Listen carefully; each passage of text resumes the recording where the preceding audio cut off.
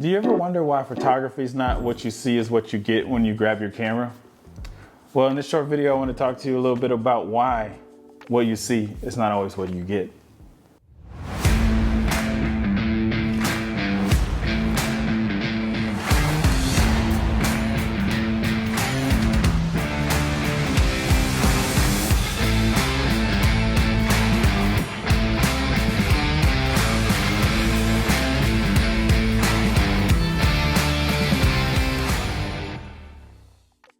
With photography, there's a million different things that happens once you grab that camera and you begin to take that first photo. The challenge is always this: you need both creative instincts and technical know-how. So it's not enough just to have the eye or have the creativity. That's just the first step, which is a very, very important step. I don't think you can skip that step of being creative with your eye to just go straight technical. We can think about a lot of people who do things very technically, but the greatest ones, the greatest people are able to do things creatively and technically. So those are two major things whenever you're doing this.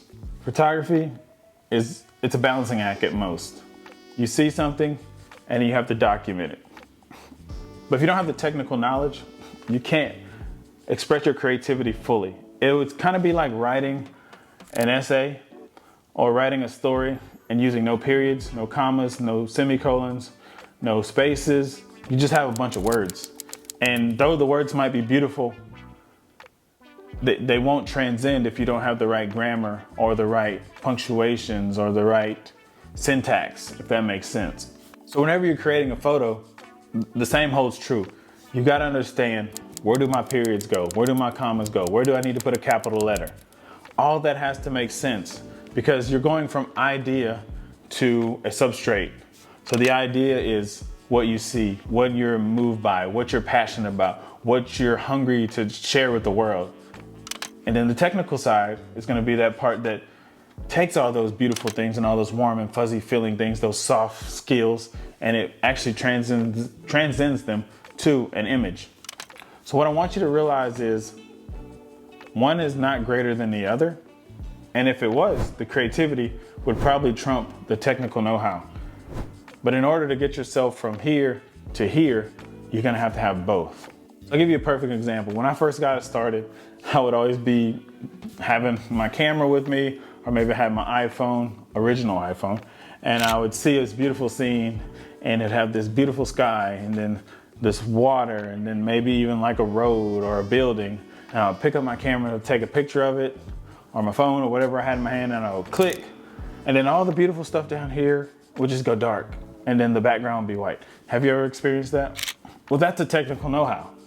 As I began to learn about photography, and obviously the original iPhone did not take photos like the iPhone 16 or whatever iPhone you have today. I'm still using the 12. And to be honest, my camera on my phone only works in social media apps. I pretty much carry a camera around with me all the time. My favorite camera body is the Canon R5. Am I carrying this around every day? No, but I use this one the most. Anyway, we're not here to talk about cameras. We're talking about creating stuff. So after I took that photo and I kept seeing it dark, and then the sky looked beautiful, but everything else was dark. And then I tried to take it again, and everything was beautiful, and then the sky was gone. And I didn't understand quite why I was doing this. So then I had to start digging in deeper on why some photos online, you could see everything perfectly. And back in the day, there was this thing, it was called HDR.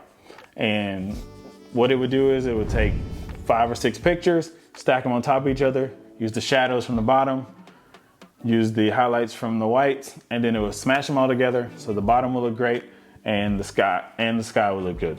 So that's pretty much what these new iPhones are doing. They're taking an image, they're sampling it, they're stacking it together, and they're making it look perfect. Thank you, modern technology. You make our life so much easier today. But what I never would have understood back in the day is I never would have dug deeper into it if it would have been given to me so easily. So what I want to tell you is, don't just rely on the technology. Understand the technology, understand how the technology works, because the more that you use the technology, the more that you embrace it, the more that you engage with it, the more that you learn what it's thinking and how it's thinking, the more creative you can be within the set. So having the latest and greatest technology can only get you so far. Having the technical know-how, like I said at the beginning, can only get you so far. You still need that creativity. You still need that eye. You still need that passion, that drive, that hunger to want to tell stories in order to get your images to the next level. The most important thing when creating a photograph is you. It's what you see, it's how you see. And the unique thing about it is only one person on earth sees life, sees things like you see things. Everything that happened to you your whole life made you the person who you are today. And you're the only person who can tell the story the way you see it. No one else. I have a brother, a younger brother, and an older sister. And we're similar in a lot of ways, but oh my goodness, we are so different. My sister's personality is different because she's the oldest. And then my brother's personality is different. He's the youngest. I'm smack down in the middle. So obviously I have that middle kid syndrome. Kind of like I think the world kind of revolves around me. But as I got older, I started to realize more and more that the world doesn't revolve around me. And having kids was an instant thing to help me understand that the world did not revolve around me. Just this morning, somebody walked in our room and they were like, I had an accident. And we were like, hey, did you have a pull-up? And he's like, no. And we're like, all right, well, I'm gonna get up and give him a bath and change his sheets.